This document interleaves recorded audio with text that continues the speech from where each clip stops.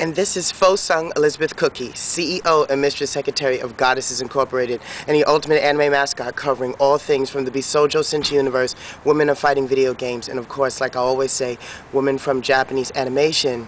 And so, with this episode, I'm actually answering a couple of questions from fans that have sent me requests on episodes over YouTube, through Google email, and through Yahoo.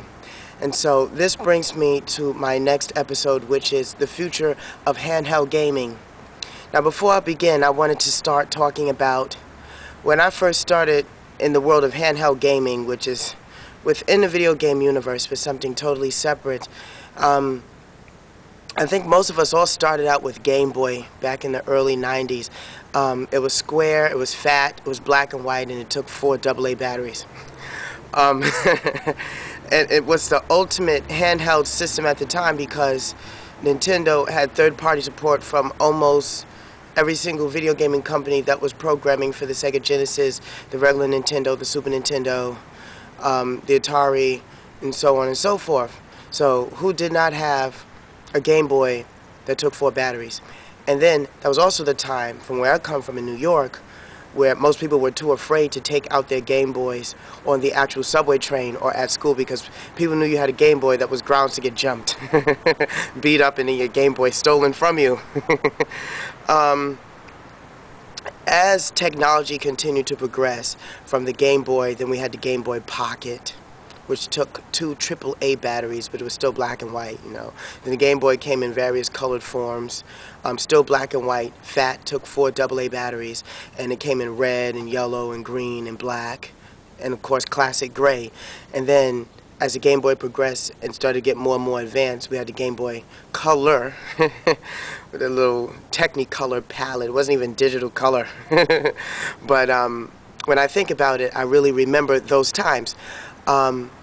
Really, no one really gave any respect to the Atari Lynx, which was, if I'm correct, the first color handheld system before it was really dominated by the Sega Game Gear, which took 6 AA batteries.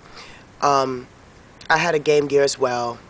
There were 2 versions at the time, a blue Game Gear that came with a strap and the Lion King game, or you bought the black version and it came with Sonic 2. Which, of course, catching all the Chaos Emeralds in that game was just ridiculously stupid. You know, as far as I remember Sonic games, when you get to the boss level, you always had a chance to catch some rings. This was the first Sonic game on a handheld where you had to fight the boss and beat the boss literally with no rings, and that was for every boss stage within the zone. That was just totally ridiculous. But the fact that Game Gear was so advanced for the time and had a backlit display, that really kind of threatened the Game Boy. But of course, Mario stands eternal and outbeats Sega just for the fact that the 4 AAA batteries, the 4 AA batteries, you know, outlasted the 6 AA batteries that Game Gear took. And the fact that Game Gear had a backlit display, it just ate up the batteries just crazily. And then if you wanted to buy the battery pack, that shit was like so expensive that it only gave you up to 12 hours of battery life, and it seemed like the Game Gear's light would flash a couple of times before it would turn off, and it would always flash when you're at a point in a game that you tried to get to. You couldn't even save the shit.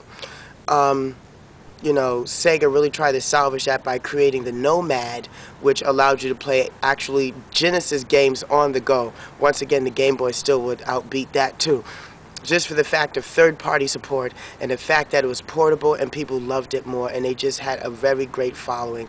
I had every single Game Boy that came out, even after the fact, from the Game Boy Advance to the Advance SP, even a DS. I ended up selling my DS, sorry, wrong English, because I was strapped for cash at the time. And even then, I enjoyed playing on the Nintendo DS. And now the Nintendo is continuing to create more and more of their handheld system, dominating the market. They only really received a real threat, which was from Sony. You know, the PSP system, which now is going through another evolutionary change called the PSP2, which I will talk more about that in a separate video.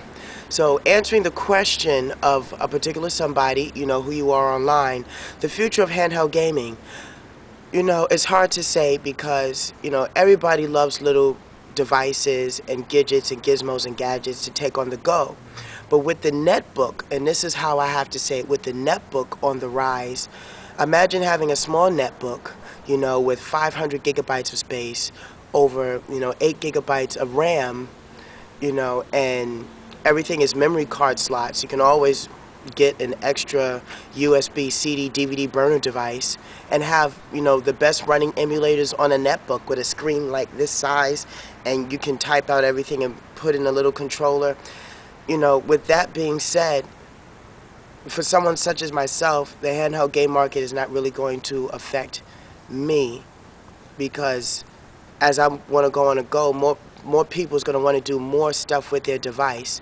You know, I remember back when the Game Boy Pocket had that Game Boy printer, and you could take pictures with it, which the pictures were lousy.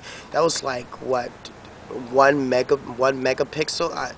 I don't even know how to describe that. They had nerve to put a camera on the black and white Game Boy and then say you can have the nerve to print that shit. It came out like a receipt, like it was at McDonald's or something, you know.